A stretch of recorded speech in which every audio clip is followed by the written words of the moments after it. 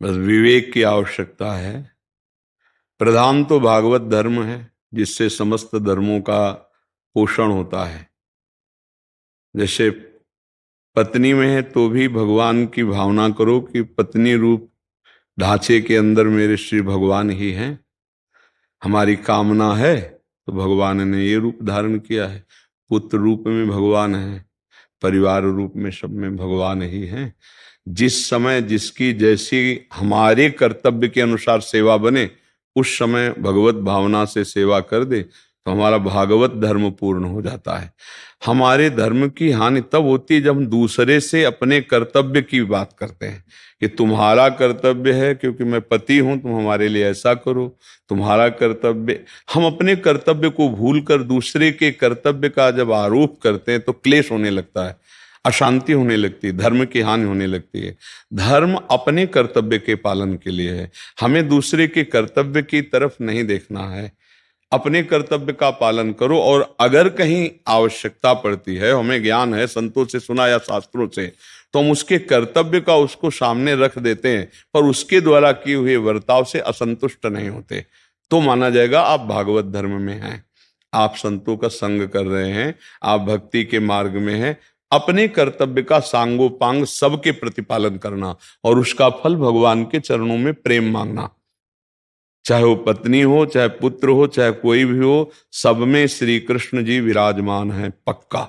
मत्ता परतरम नान्यत किंचिदस्ति धनंजय, मेरे सिवा हे धनंजय कोई नहीं। सच्ची मानिए, हमारे अंदर पत्नी की भावना इसलिए प्रभु उस रूप में दिखाई दे रहे हैं, पुत्र की भावना उस रूप नहीं, चराचर जगत वही बने हुए हैं, दूसरा कोई नहीं है।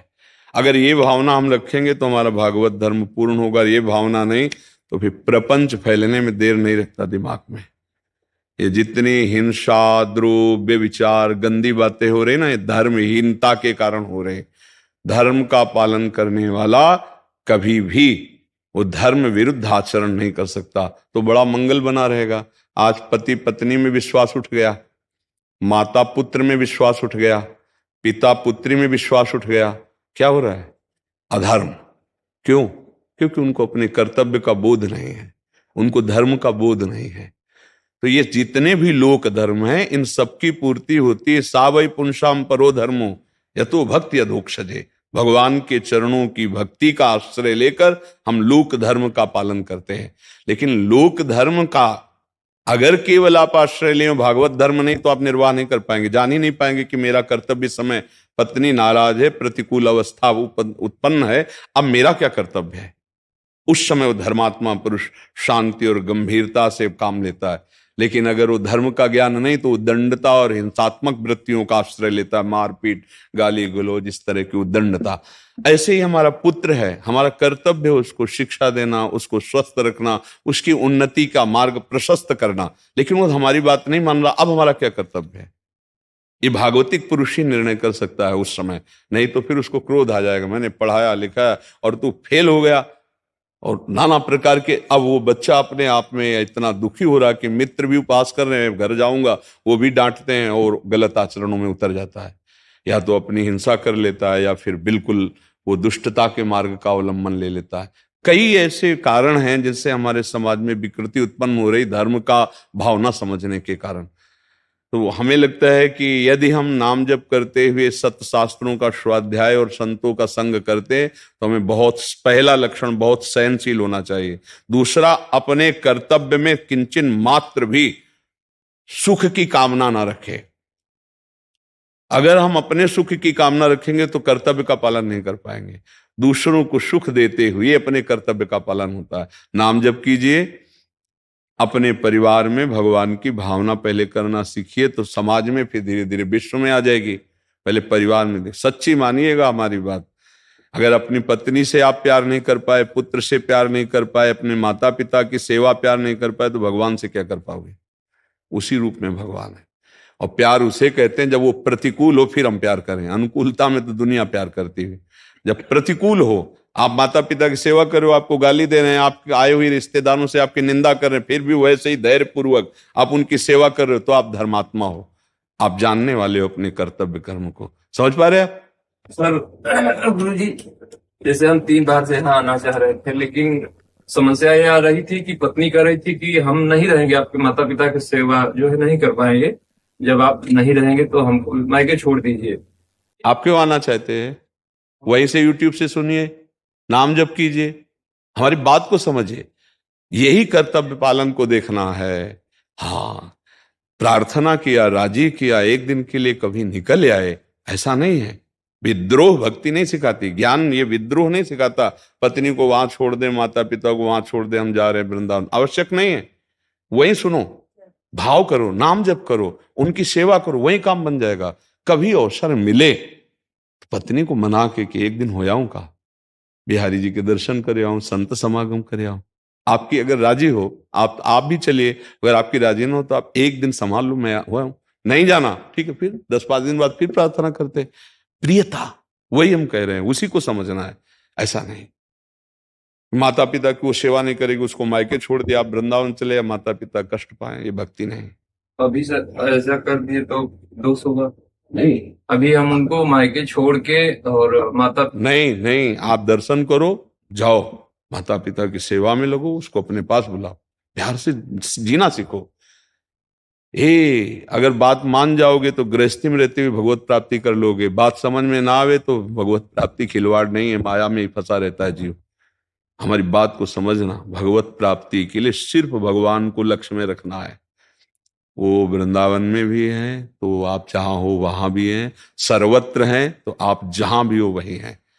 सोचो, अगर आप वहां से प्रवचन सुनकर के इतना परिवर्तन कर सकते हो तो ये प्रवचन सुनकर भगवत प्राप्ति भी कर सकते हो। जरूरी थोड़ी है हमारे पास भाग भाग करके आना, परिवार का द्रोह पैदा कर देना।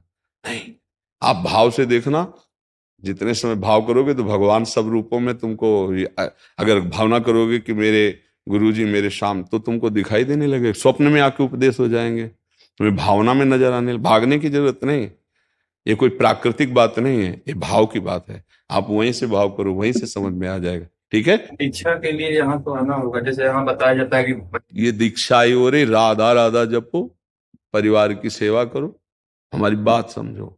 गुरु का मतलब जानते हो क्या होता है? उनके वाक्यों को मानना। दीक्षा हो गई, उनकी अवहेलना कर दे तो क्यों, कोई लाभ थोड़ी होने वाला। राधा राधा जपो, धर्म पूर्वक चलो, फिर आगे की जो बात है वो खुद किशोरी जो संभाल लेंगे। समझ रहे? बस चिंता मत करो, नाम से सब हो जाता है। ये कंठी बंधवा के गुरु की आज्ञा का पालन न करे तो दुर्गति का नया रास्ता बना लिया। वैसे तो चांस थे बिना कंठी बंधवाए, लेकिन कंठी बंधवा के पापाचरण कर रहे हो तो गुरु को द्रोही, जो गुरु द्रोह है वो उपस्थित हो रहे हो, गुरु को दोषी ठहरा रहे हो। किसके चेला हो? बोले उनके चेला। क्या कर रहे हो? मान लो हृदय से। द्रोणाचार्य जी ने नहीं माना शिष्य एकलव्य को, एकलव्य ने मान लिया गुरु। एकांत में मिट्टी की मूर्ति बनाकर प्रणाम करके जे भी प्रत्यंचा चढ़ाता तो ऐसा धनुर्धर बना कि अर्जुन को सिखाया तो उस कोटि के अर्जुन हस्तलाघों में प्रवीण नहीं थे जैसा एकलव्य था। मान लिया हृदय से, राधा राधा राधा राधा राधा, और अपने कर्तव्य का पालन करो, सबको प्यार करो। सब जीवन सो प्रीति, सब में भगवान है। बस भावनाएं देखो, मोह से प्यार तो बहुत कर रहे हैं, लेकिन भगवत भाव से प्यार करो। जब पत्नी नाराज हो, पिता नाराज हो, परिवार का कोई नाराज, तो अपनी दृष्टि में देखो प्रभु, अंदर से चाहे जो स्वांग करो नाथ हो आप ही। अब हम तो आपके सेवक हैं, अंदर ये बात बोलना नहीं है। अब आप हमें सहने की सामर्थ्य दो कि आपके इस प्रतिकूल व्यवहार को मैं सह कर आपका जो कर्तव्य है आपके प्रति वो हम करते रहें। बढ़िया महात्मा बन जाओगे, गुरु की बात मान ले। क्या राधा नाम गुरु मंत्र नहीं है क्या? क्यों कान फूकने को गुरु मंत्र समझते हो? मान लो ना राधा राधा, हो गई दीक्षा, जपो, आनंद से रहो। कभी ऐसा समय लगे तो एक आध दिन के लिए प्रार्थना करके सब बनाकर चले आए दर्शन के, बिहारी जी के चले गए। 1-2 साल कभी में ऐसे मंगल में भगवान सर्वत्र हैं, देख रहे हैं उनकी प्राप्ति के लिए, लेकिन दौड़ने भागने की जरूरत नहीं। हाँ, समय मिले तो इधर उधर बर्बाद करने से अच्छा है धाम आ जाओ, सत्संग सुनो, भगवान के दर्शन करो। ठीक है, ठीक है। कभी माता जी नाराज हो जाती हैं, कभी पत्नी नाराज हो जाती है। बच्चा तुम्हारे तो माते पिता 2-4 जने हैं, यहाँ लाखों हैं, लाखों।